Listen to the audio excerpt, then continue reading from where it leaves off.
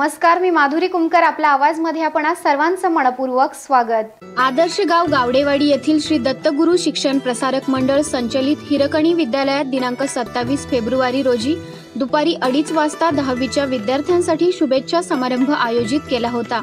या प्रसंगी बीडे काळे महाविद्यालयाचे प्राचार्य डॉक्टर इंद्रजित जाधव प्रमुख पाहुणे म्हणून उपस्थित होते. या कार्यक्रमाचे अध्यक्ष संस्थेचे संचालक ज्ञानेश्वर गावडे होते. शाळा समिती संचालक अध्यक्ष सुखदेव गावडे, संचालक संतोष गावडे, मनीषा गावडे, सचिव शेळके सर आदी उपस्थित होते. या प्रसंगी NMMS परीक्षेत शिष्यवृत्ती धारक विद्यार्थ्यांचा सत्कार सन्मान चिन्हे देऊन आपला आवाजचे मुख्य संपादक अतुलजी परदेशी यांच्या मार्गदर्शनाखाली आपला आवाजचे आंबेगाव प्रतिनिधी मनोज तळेकर यांच्या वतीने मान्यवरांच्या हस्ते करण्यात आला. या कार्यक्रम प्रसंगी संतोष गावडे, मनीषा गावडे व विद्यार्थ्यांनी आपली मनोगते व्यक्त केली. आमचे आंबेगाव प्रतिनिधी मनोज तळेकर यांनी घेतलेला हा आढावा पाहूयात.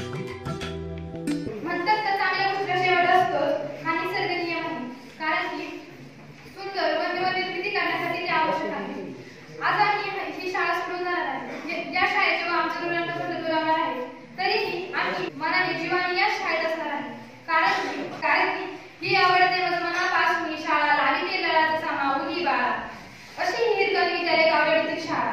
ही शाळा संपूर्ण महाराष्ट्राबरोबर संपूर्ण भारतामध्ये आपले नाव गाजवत आहे. या शाळेतील शिस्त कडक, अत्यंत कडक पण प्रेमाने शिकवणारे शिक्षक, शाळेतील टीचिंग नॉन टीचिंग स्टाफ सगळ्या निर्मिती करण्यासाठी काहीतरी गमवावेच लागते. या वृत्तीने आपल्याला काहीतरी पुढे करायचे असेल तर काहीतरी चांगली गोष्ट ही गमवावीच लागते. आजपर्यंत आमची बॅच ज्याप्रमाणे चांगले वर्तन केले, ज्याप्रमाणे चांगल्या शाळेमध्ये आपले स्वभाव वैशिष्ट्य दाखवून दिले आहे. या शाळेचे दिवस विसरणे अशक्य आहे. हिरकणी विद्यालय गावडेवाडी या वटवृक्षाच्या सावलीत आलेली एक छोटी पक्षी आज निरोप देण्यासाठी आहे.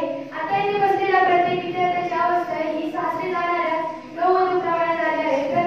प्रत्येक जरी शरीररूपी जरी हे असला तरी मने मात्र जुन्या स्मृतींची आठ झालेली आहे. खरंच किती अविस्मरणीय होता हा प्रवास. कधी प्रेमाचा स्पर्श देऊन तर कधी शिक्षणरूपी दिव्यात आहोस लावून एका कृतीच्या रूपी देते शिक्षकांनी. माझ्या गुरुजनांनी फक्त विषयाचीच माझी माहिती केली नाही तर जीवनात कसे जगायचे, कसे वागायचे हे देखील शिकवले. म्हणूनच या सुरुवाताचे रूपांतर एका फुलपाखरात झाले. सुरुवाताचे झाले पाखरू सर्वत्र लागले बराला मारून. नवे जग, नवी आशा शोध घेण्याची जगमनीषा.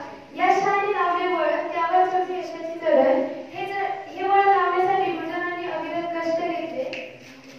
शिक्षकांनी आमच्या अज्ञानावर, त्याच्या ज्ञानाचा, संस्कृतीचा देव दिला. मनाच्या पोरावर तरी पाठीवर समतेचे ममतेचे तडे गिरविले आणि ती पाठी आज ज्ञान तज्ञांनी घडले आहे. शिस्तीशिवाय आयुष्य म्हणजे मोकळ्या यंत्राशिवाय जहाज. म्हणूनच आमच्या जीवनाचा प्रतिपतंग न होण्यासाठी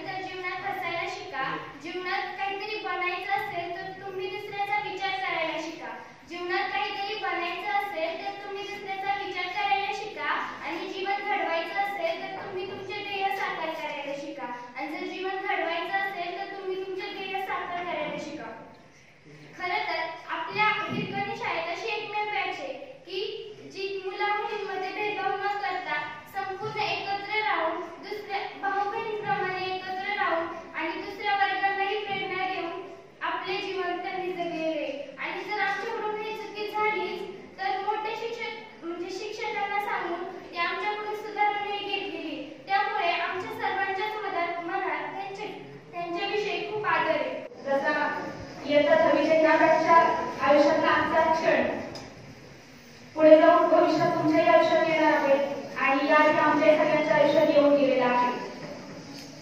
निरोप घेणं ही नक्कीच दुःखाची नाही तर आनंदाची गोष्ट आहे. ती यासाठी घरचं सोडलंच नाही तर पिलांना होताच येणार नाही.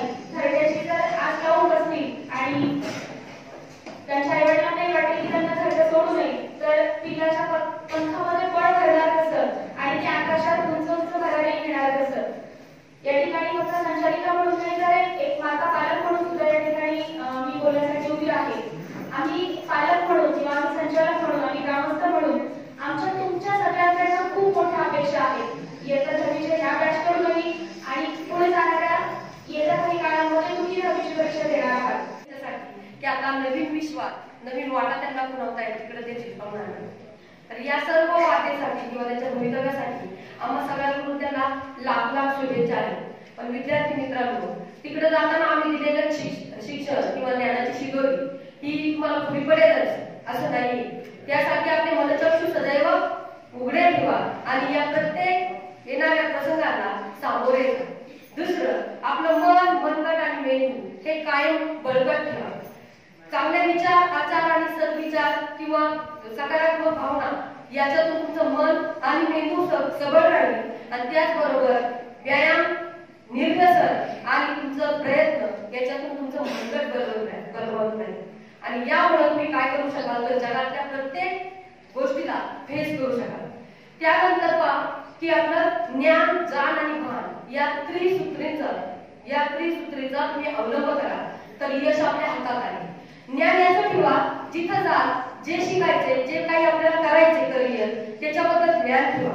नंतर जाण याची ठेवा की ते कुठं कुणासाठी आपण करतोय, कशासाठी करतोय याची जाण ठेवा. आणि भान याचं ठेवा ते केव्हा, कुठे आणि किती वापरायचं याचं भान ठेवा. यश निश्चितच आपलं आहे. विद्यार्थी मित्रांनो, आपल्या असंख्य आठवणी आहेत. गेल्या 3 वर्षाच्या मुलांच्या मला असंख्य आठवणी आहेत. नुसत्या मलाच नाही का आपल्या संपूर्ण शाळेला. इतकी गुणी मुलं, इतकी सुंदर बॅच मला लागली याचा मला सारखा अभिमान वाटतोय आणि मी भाग्यवानही मला स्वतःला समजते. कारण या मुलांमध्ये इतके गुण मला आढळले की आतापर्यंत आपण पाहिलं असं एक सुंदर नाही, एखादा गुण सापडला तर दुसरीकडे काय तर त्याचं ग्राउंड आणि ग्राउंड मध्ये काय काय खेळलं पाहिजे, कुठला खेळ मुलांनी केलं पाहिजे असं सर्व शिकवलं आमचे दैवयोगानं. आणि मुलांशी काही भाषण घेऊन प्रेमाची भाषा वापरणारे रास्कर सर आणि या IPT उपक्रमासाठी इनामदार सर आणि कलागुणांना वाव देणारे रास्कर सर, राजगुरू सर, नाव पडले सर. खऱ्या अर्थानं आज आयुष्याला क्रांती देणारा दिवस. आजपर्यंत आपल्याला इतक्या जबाबदारीने विचारणारे शिक्षक वर्ग कॉलेजमध्ये गेल्यानंतर कोणी विचारत नाही तुम्ही काय करत आहात. पण कॉलेजच्या जेवणामध्ये गेल्यानंतर मला एकच महत्त्वाचा विषय सांगावासा वाटतो. बराच वेळ झाला आपण अनेक मान्यवरांची व्याख्यानं आपण ऐकली आहेत. मी जेव्हा कॅम्पस मध्ये आलो, अतिशय सुंदर असा कॅम्पस, सगळे विद्यार्थी कॅम्पस मध्ये छान खेळत होते. एक समतेचं वातावरण कसं असावं आणि चैतन्याचं वातावरण कसं असावं तो प्रसंग मी आपल्या शाळेच्या कॅम्पस मध्ये बाहेर पाहिला. बऱ्याच वेळा असं दिसतं की कोण हाणामारी करत असलेले दिसतात. शाळा म्हणून बाहेर सोडलं हाणामारी सुरू झाल्या पोरांच्या. पण तुमच्याकडे मी पाहिलं, तुमच्या मनात एवढा प्रचंड आनंद होता का बस. तुमच्या मनामध्ये हा जो सगळा कॅम्पस पाहिल्यानंतर मुलांच्या मनामध्ये खूप सुंदर आनंद होता आणि मुलं सगळी खेळत होती. अशा ठिकाणी मुलं जिथं घडतात त्या मुलांचं भवितव्य निश्चितच चांगलं असतं. तुम्हाला माहिती आहे की त्यांनी नुसतंच उपस्थिती दर्शवलेली नाहीये,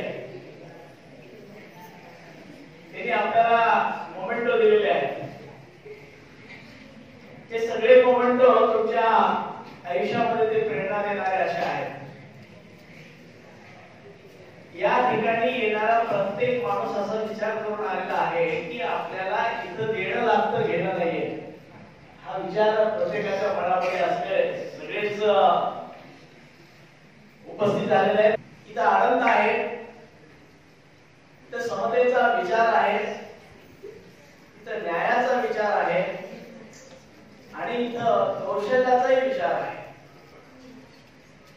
बऱ्याच शाळेमध्ये जातो आम्ही, कौशल्य ते सोडा पण बाकडे पण नीट नसतात, बसायचे बाकडे नीट नसतात. पण मी आल्यापासून त्या कॅम्पस मध्ये तुमचे कम्प्युटर रूम पाहिले, थ्रीडी प्रिंटर तुमचा तिथला पाहिला, तुम्ही ज्या वस्तू तयार केल्या त्या पाहिल्या,